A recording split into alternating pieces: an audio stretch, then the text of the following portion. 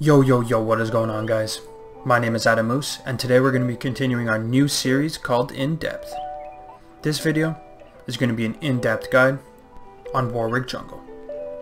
In this series we'll be going over what's the difference between an average Warwick player and a great one. Although Warwick is a simple champion, there are many things that can be learned to succeed on the champ and improve your win rate. If you do enjoy this video, it would really help me out if you could leave a like and subscribe to my channel. I upload almost every day, so hit the notification bell if you want to stay up to date with my posts. Hope you guys can learn something. Enjoy the video.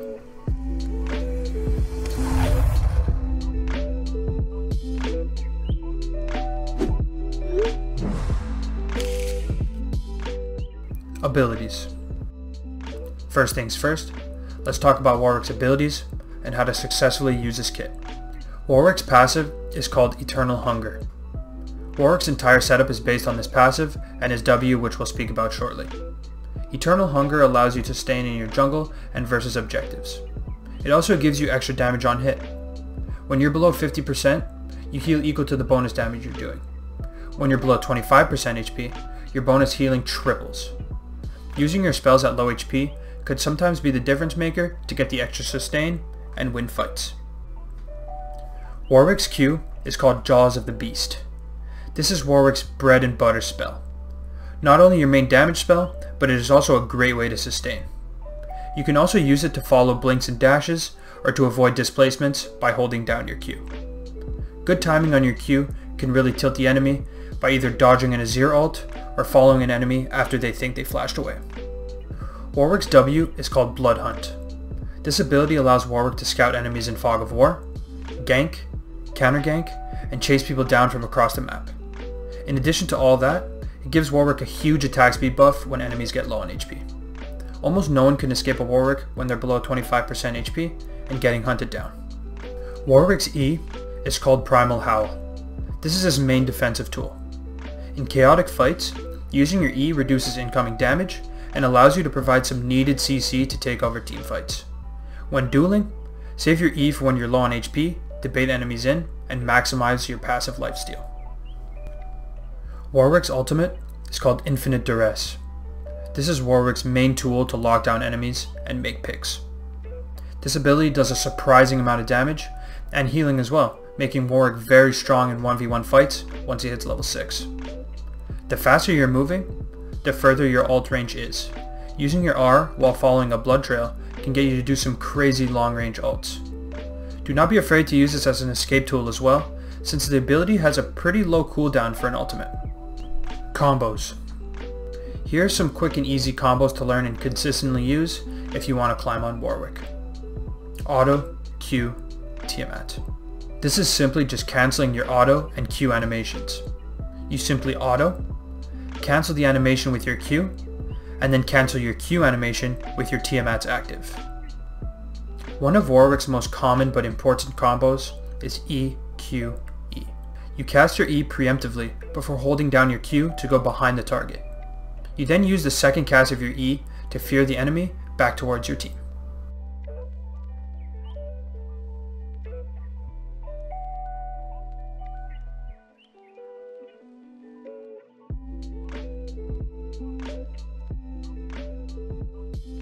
R, E.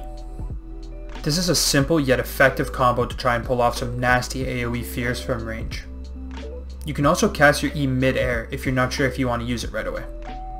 Using this combo from Fog of War can instantly turn a game around if used correctly. Runes. Now that we've got Warwick's abilities out of the way, let's talk runes. Warwick's most popular and optimal rune setup is Press the Attack. Although other runes such as Conquer and Aftershock can be strong in certain situations, Press the Attack is by far the most consistent if you're looking for one standalone keystone. Triumph is the next best option since Warwick thrives at low HP. Getting Triumph from a kill or assist can turn around a clutch fight since you can heal extreme amounts when you're low. Next is Legend Alacrity or Tenacity. The best by default is Alacrity since it improves clear speed and dueling. With that being said, Tenacity is great versus team comps with a lot of CC, especially once you get into team fights. Sorcery Secondary is the best choice by far. The combination of celerity plus water walking is extremely strong, especially since you want as much movement speed as possible while hunting enemies down. Items. Now let's talk about Warwick's item choices. Since he's very versatile in what items he can build, I'll break the items down into different categories to make it easier to understand. Firstly, since Warwick easily clears his jungle camps early on, it is recommended to start with Hunter's Machete and Rejuvenation Bead. Potions are not necessary on Warwick, and skipping buying them allows you to rush your Tiamat as fast as possible. That brings us to the next part, Tiamat and jungle item. I honestly think that Tiamat is 100% necessary on Warwick. It allows you to clear AoE camps such as your raptors much more efficiently. Red Smite is also a staple on Warwick. I prefer it over Blue Smite almost every game since he does not have a hard time getting in range of marked targets. Red Smite just allows you to win 1v1 fights against almost any champion much more easily. Now the real question is, Cinderhulk or Warrior? After doing a ton of research on Warwick one-tricks and Challenger Warwick players, the truth is that both options are very viable. Cinderhulk is the recommended option for players Plat Elo and below. It just makes Warwick much easier to pull off. With Cinderhulk, you take on more of a team fighting role, being a very annoying frontline to deal with. You can also afford to go in and mess up a bit without dying. I go Cinderhulk every time I have a squishy team comp who needs some frontline. Warrior is a different story. This build makes you much more of a DPS bruiser until you get some more tank items. Warwick has some decent AD scaling, so this build is actually a very strong option if you're more comfortable on him. The upside is that you're extremely strong in the early to mid game. The downside is that this build is very unforgiving if you make any mistakes. The choice is really up to you based on the playstyle you want to have. Once your Tiamat and jungle item are completed, you usually want to pick up some defensive boots. Mercs are great into heavy CC comps, while Ninja Tabbies are strong into auto attack base teams. Swiftness boots are not a bad option if you're snowballing and are looking to take over the map in the early game. Now for the other Warwick item choices. It is very wide open based on what the enemy team comp consists of. Your goal is to get as tanky as possible. My main recommendations are Deadman's Plate and Spirit Visage, depending on who is fed on the enemy team. Deadman's is great as it not only has valuable HP and armor, but it also allows you to hunt down enemies easier with its movement speed. Spirit Visage provides magic resist and also increases healing, which is amazing with Warwick's kit. Titanic Hydra is another item that you want to buy once you get some more tanky stats under your belt. I do not recommend rushing Titanic second unless you're extremely fed. For final items, you want to pick up whatever will make you survive the longest based on the enemy team. Here are the best options to close out your build: Randuin's Omen, Adaptive Helm, Guardian Angel, Frozen Gauntlet, Thornmail, Warmogs, and Death Stance. Jungle Pathing. Firstly would be the blue full clear. I recommend this for a lot of players in lower elo who have trouble making risky early game decisions. You full clear your blue side, your raptors, red buff, and then contest the Scuttle Crab. If you're versus a weak early game jungler, you can bully them off the crab. If you're against a champ like Olaf, you can either try and go to the opposite crab as them, or you can take your Krugs and recall. The goal of this path is to farm up to your Tiamat safely, recall, and then begin pressuring the map. The level 3 rush is my personal favorite path since it leaves you with the most options. Think of this path as the in-between path. You farm your blue, Gromp, and red buff, hitting level 3. From this point your options are wide open. You can either continue farming, gank, or invade. The blue full clear is more efficient since you also farm your wolves, but it does leave you with less options.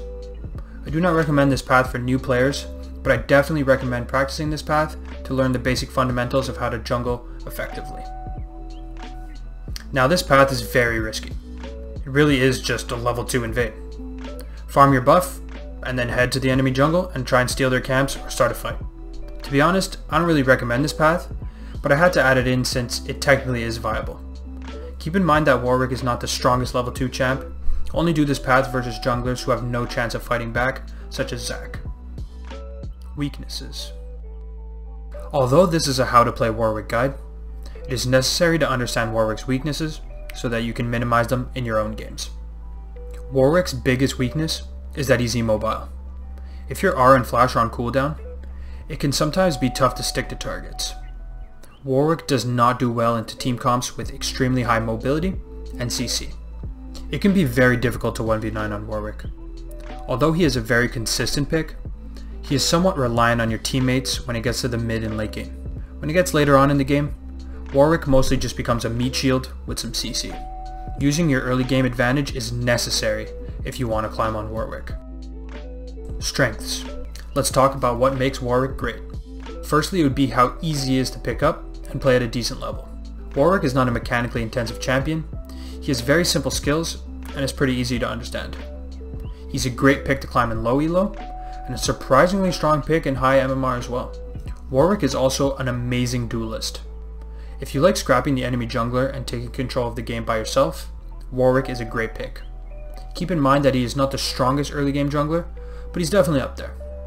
Lastly would be how versatile Warwick's playstyle is. You can farm heavily with Tiamat and try and get a level lead.